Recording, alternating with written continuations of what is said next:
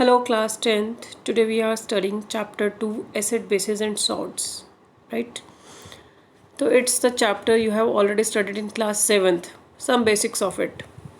तो एसिड्स क्या होते हैं आपने पढ़ा हुआ है 7th क्लास में. Acids are sour in taste, यानी कि वो खट्टे होते हैं टेस्ट में. Here it is written acids are sour in taste and change the colour of blue litmus to red. यानी मैंने इसका कोड वर्ड बना दिया. एसिड जो है ब्लू को रेड में कन्वर्ट करते हैं. दैट मीन्स ABR, याद करने का तरीका.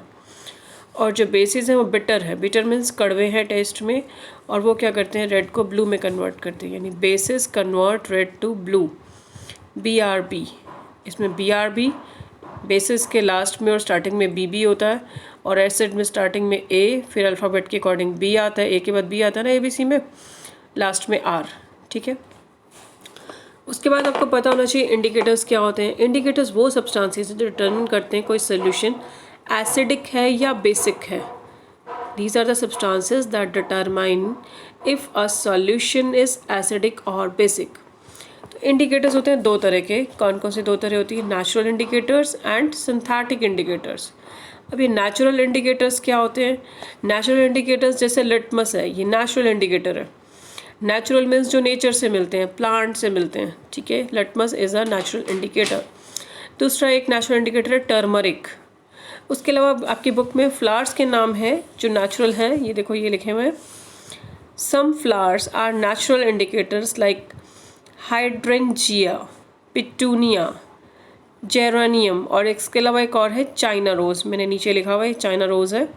ठीक है, ये भी नेचुरल इंडिकेटर्स हैं. तो 4 फ्लावर्स हैं जो नेचुरल इंडिकेटर का काम करते हैं. ठीक है. तो आपने इंडिकेटर्स में जो हमने सबसे फर्स्ट पढ़ा लिटमस. लिटमस जो सोल्यूशन है पर्पल कलर की एक डाई होती है.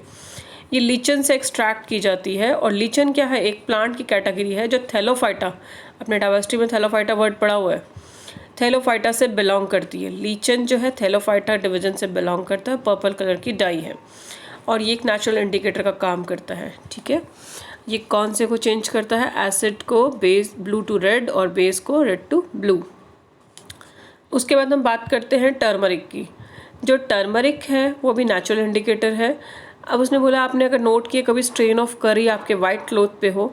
स्टेन ऑफ करी मीन्स कोई ग्रेवी का जो दाग है उसको बोलते हैं स्टेन ऑफ करी. तो अगर वाइट कपड़े पे अगर किसी सब्जी का दाग होता है, क्योंकि सब्जी में हल्दी होती है, तो जब हम सॉप या वॉशिंग पाउडर कुछ भी लगाते हैं तो उसका कलर रेडिश ब्राउन हो जाता है, वो साफ़ नहीं होता. तो यानी कि अगर आप नेचुरल इंडिकेटर यानी कि टर्मरिक को बेस से रिएक्ट कराओगे, साबुन बेसिक होता है नेचर में, तो उसका कलर क्या चेंज हो जाएगा? Reddish brown. और अगर उसको आप एसिड से रिएक्ट कराओगे तो ये येलो का येलो ही रहता है. ठीक है. एसिड में इसका नो चेंज और बेसिक में इसका कलर रेडिश ब्राउन हो जाता है. उसके बाद आ जाते हैं सिंथेटिक इंडिकेटर. सिंथेटिक इंडिकेटर्स क्या होते हैं?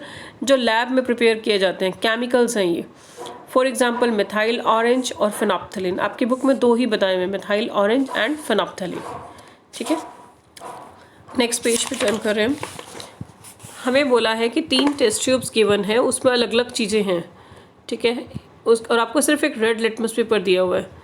उसने बोला है एक में डिस्टिल्ड वाटर है, एक में एसिड है, एक में बेस है. तो आप कैसे चेक करोगे?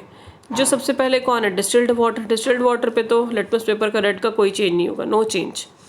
फिर उसके बाद सेकंड क्या है आपका? एसिड. एसिड में भी नो चेंज होगा क्योंकि रेड है, ABR होता है ना रेड. एसिड में तो ब्लू रेड में होता है, तो ऑलरेडी रेड है तो रेड ही रहेगा. और थर्ड है बेस. बेस में क्या चेंज हो जाएगा? उसमें ब्लू आ जाएगा. ठीक है. एसिड्स क्या होते हैं? एसिड्स वो होते हैं जो H+ आयंस फॉर्म करते हैं वाटर में. H+ means hydrogen ions. और बेसिस क्या होते हैं? जो वाटर में OH- यानी हाइड्रोक्साइड आयन फॉर्म करते हैं. अब किसी एसिड को हम स्ट्रॉन्ग एसिड बोलते हैं. स्ट्रॉन्ग एसिड क्यों बोलते हैं? क्योंकि उसमें H+ आयंस की कंसनट्रेशन ज़्यादा होती है. और कुछ बेसिस को हम क्या बोलते हैं? Strong bases. क्यों बोलते हैं? क्योंकि उसमें OH- यानी कि हाइड्रोक्साइड आयंस की कंसनट्रेशन ज़्यादा होती है. इसी तरह वीक एसिड्स क्या होते हैं?